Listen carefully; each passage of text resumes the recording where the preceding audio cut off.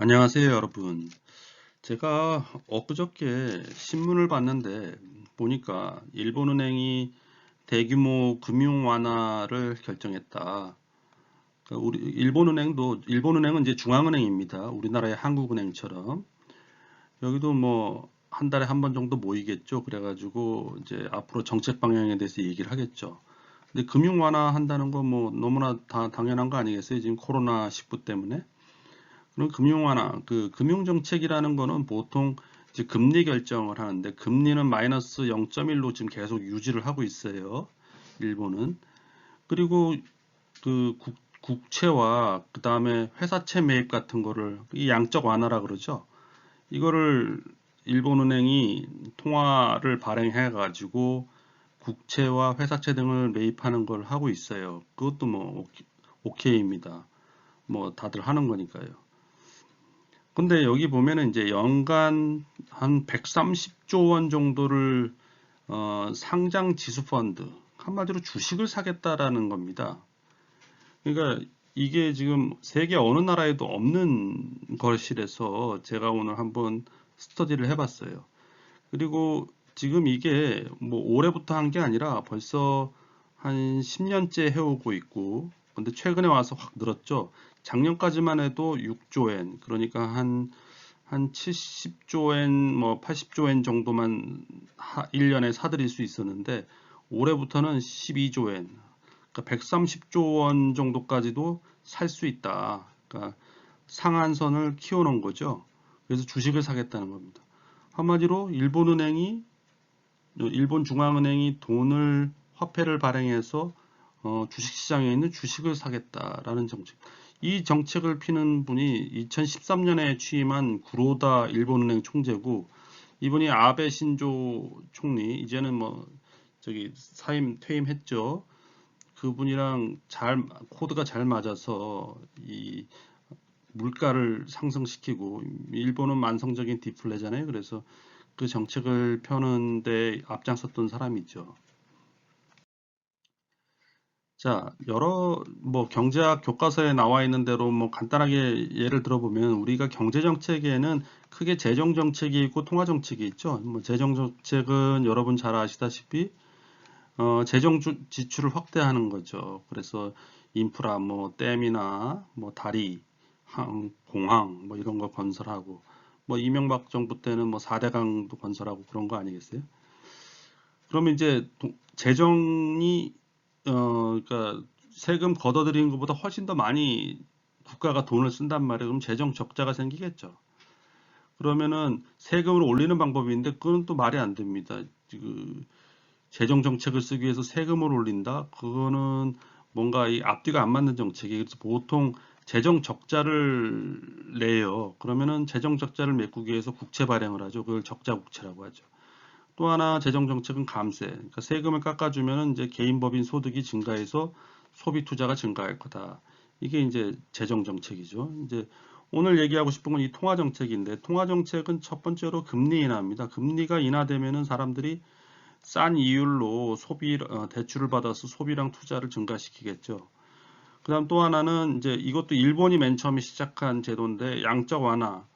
그러니까 중앙은행이 화폐를 그러니까 한마디로 돈을 찍어서 국채를 사들이는 겁니다. 그다음 주택저당증권, 회사채, CP, 기업어음이죠. 이런 걸 매입하는 겁니다. 그런데 양적 완화에 주식 매입을 한다라는 게 지금 일본 이 양적 완화는 이제 모든 나라들이 다 하고 있어요. 2번에 해당하는 국채, 회사채를 매입하는. 근데 주식을 매입하는 양적 완화라는 거는 지금 일본만이 지금 가보지도 않은 길을 가고 있다는 겁니다. 자, 이게 이제 그래프로 보여주는데요. 일본의 그 주식 매입 양적 완화. 이건 일본의 그 종합주가 지수라고 보면 되죠. 그 우리나라 코스피 200 지수와 동일하죠. 우리나라 코스피 지수와 코스피 200 지수는 상관계수가 1이기 때문에 거의 똑같이 움직인다고 보시면 됩니다. 그래서 일본 니케이 지수인데 이게 지금 뭐냐면은 일본의 그 중앙은행과 여기 뱅크 오브 재팬이죠. 일본은행 중앙은행과 그다음에 일본의 그 국민연금 같은 게 사들인 액수들이에요. 그 주식시장에서, 일본 주식시장에서. 이 짙은 파란색이 바로 일본은행이 사들인 주식 매입액입니다. 거의 뭐 반반 되죠. 지금 일본의 상장 주식 시가총액이 약 6천조 원이라고 합니다. 우리나라는 한 2천조 원 돼요. 참고로. 근데 일본 중앙은행과 일본 국민연금이 보유한 게 약 700조 원. 그러니까 시가총액의 12%를 보유하고 있어요. 우리나라도 국민연금이 보유하고 있죠. 주식을 우리나라 주식시장에서. 뭐 그렇다고 하지만 우리나라 한국은행이 주식시장에 주식 투자를 한다는 말은 없잖아요. 그러니까 일본 은행이 투자한다는 게 이게 완전히 통화 정책을 쓰고 있다는 거예요. 그래서 도쿄 일부 증시 상장 종목 전체가 이제 한 200개 되는데 그 중에 한 1800개, 84% 종목이 지금 일본 연금 및 일본 중앙은행이 5% 이상 그러니까 이런 5% 이상 주주를 대주주라고 하는데 대주주로 써 있다고 합니다. 그러니까 대부분의 주식의 대주주가 최대 주주는 아니지만 대주주가 일본 연금과 일본 중앙은행이에요. 근데 이제 주식을 일본 중앙은행이 직접 사는 게 아니라 그냥 주식을 바로 사는 게 아니라 주식의 그 하나의 그 파생된 상품인 ETF를 사는 겁니다. ETF라는 거는 뭐 Exchange Trade Fund라고 해서 상장돼서 거래되는 펀드죠. 이걸 산다고 해서 ETF를 산다고 해서 주식시장이 오르는 건 아니에요. 꼬리가 몸통을 흔들지 못한다라고 보시면 돼요. 그러니까 한마디로 ETF가 주식시장의 움직임을 컨트롤하지 못하는 거예요. 예를 들어 우리나라에서 제일 큰 ETF는 아마 코덱스 200으로 알고 있는데 우리 지금 코스피 200을 추종하는 상품이란 말이에요. 코스피 200의 이 종목들의 그 시가총액을 다 내보면 지금 한 1300조 원 그쯤 돼요. 근데 코덱스 200이 쓸어 담고 있는 이거는 이 코스피 200에 해당하는 200개 종목을 그 비율에 맞게 그 시가총액 비율에 맞게 비중을 둬서 한 4조 원어치 보유하고 있어요. 이게 뭐 1300조 원에 4조 원이니까 0.3%밖에 안 되잖아요. 그러니까 이 코덱스 200을 우리가 샀다 팔았다 해봤자 코스피 200 지수, 그러니까 전체 주가 지수에 영향을 미치지는 않습니다. 여기 뭐 제가 예를 봤는데요. 일본 주식시장에 딱 5개 종목만 있다고 생각해봐요. 도요타, 뭐 소프트뱅크, 소니, 도코모, 닌텐도 이렇게 있다고 봐요. 그리고 5개 회사의 시가총액이 다 100억엔이라고 봅시다. 다 100억엔이고 발행 주식 총수는 다 100주라고 봐요. 가정을 한번 해본 거예요. 그러면은 일본 주식시장 전체 시가총액은 500억엔이죠. 그리고 일본의 이제 발행 주식 총수를 다 더한 건 이제 500주다 이렇게 보면 됩니다. 근데 ETF라는 상품은 뭐냐 하면은 이 니케이 지수의 이 5개를 그대로 표방하기 위해서 딱 이 시가총액 비중대로 한 주씩 다 샀다. 여기서는 그러면 한 1%를 보유하고 있는데 이거의 움직임은 그러니까 니케이 지수가 움직이면 이건 똑같이 움직이게 되겠죠. 이렇게 편입하고 있으니까요. 그래서 주식 수도 이제 5주 이렇게 되기 때문에 그런데 그러면은 일본 중앙은행이 개입하는 게 도대체 무슨 의미가 있느냐?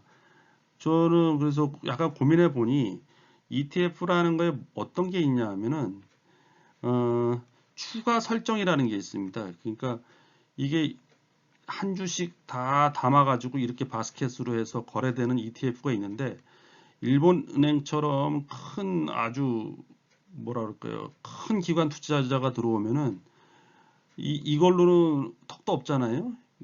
그러니까 이 한 주씩 담아가지고는 안 되니까 이제는 시가총액을 딱 아까 제가 일본 연금과 일본 은행이 12%를 보유하고 있다 그랬죠. 그래서 12라는 숫자를 넣어봤습니다. 다 이제 모든 5종목에 12주씩을 다 쓸어 담는 거예요. 그러면은 이 ETF가 시가총액이 60조가 되겠죠. 60억 엔이 되겠죠. 그럼 500억 엔이었는데 60억 엔. 이건 상당히 큰 겁니다. 그러면은 12주씩, 12주씩 다 쓸어 담았기 때문에 이 종목들, 개별 종목들은 다 88주들만 남는 거예요. 유통되는 주식들이. 그러니까 이 ETF를 산 일본 중앙은행이 이걸 팔지 않는다고 본다 그러면 유통 주식수가 줄어드는 거죠. 유통 주식수가 감소하면 자사주 매입 효과가 있기 때문에 이 공급 물량이 감소로 돼서 주식이 올라갈 수도 있고, 또 더 이상 이걸 팔지 않는다 그러면 매도 물량 감소로 하락은 저지가 가능하다, 이렇게 볼 수 있습니다. 그래서 뭐 이거는 마지막으로 제가 이제 정리를 해보는데, 일본은행이 한 번도 가지 않고 있는 그 양적 완화가 국채나 회사채를 매입하는 게 아니라 주식시장에서 주식을 매입하고 있다.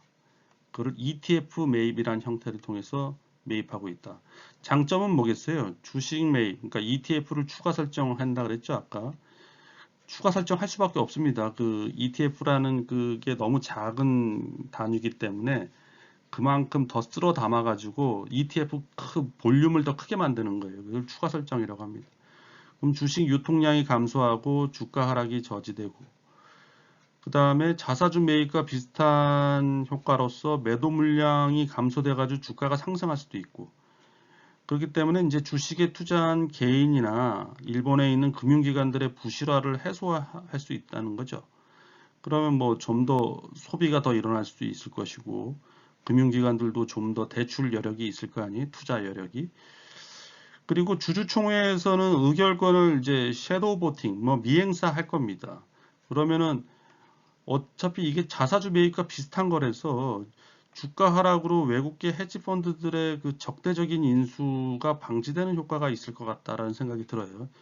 이건 뭐 제가 그냥 개인적으로 드는 생각입니다. 그리고 주식시장이 그 하락을 방지했으니까 일본 기업들이 자금난이 어려우면은 유상증자를 통해서 이 주식시장에서 돈을 빌려 조달할 수도 있는 거죠. 근데 단점은 뭘까요? 단점은 향후 언젠간 팔아야 될 거 아니겠어요? 그 매각. 이게 매각한다는 거는 우리 같은 개미들이나 하는 거고, 아까 말씀드린 대로 여기는 추가 설정을 하고 그만큼 환매를 합니다. 환매를 하면은 그야말로 주식시장에 다시 주식이 나오는 거예요. 그럼 주식시장에 이제 충격이 크겠죠. 그리고 이거는 뭐 교과서적인 얘기인데, 경영이 악화된 기업들은 주식으로 평가받아가지고 주식이 이제 뭐 한마디로 가치가 떨어지면 퇴출되는 절차가 필요한데 이 평가가 불가능하다라는 거죠. 그리고 주가가 하락한다 그러면 중앙은행이 지금 일본 주식을 엄청나게 보유하고 있는 거 아니겠어요? 그래서 자산 건전성이 감소된다. 이런 단점이 있을 것 같습니다. 아무튼 일본은행의 이 실험, 아마 일본은행이 이제 양적 완화를 처음 도입해가지고 미국이나 뭐 우리나라도 지금 실행을 하고 있는데, 일본의 이 주식 양적 완화, 이 정책도 아마 전 세계로 또 퍼지지 않을까라는 생각이 들어요. 언젠가는 다른 나라들도 따라할 수 있을 것 같다는 생각 듭니다. 아무튼 한 번도 안 가본 이 길을 가고 있는 일본은행의 이 ETF 매입에 대해서 오늘 한번 알아봤습니다. 예, 유익하게 보셨다면 좋아요, 구독 꼭 좀 부탁드립니다.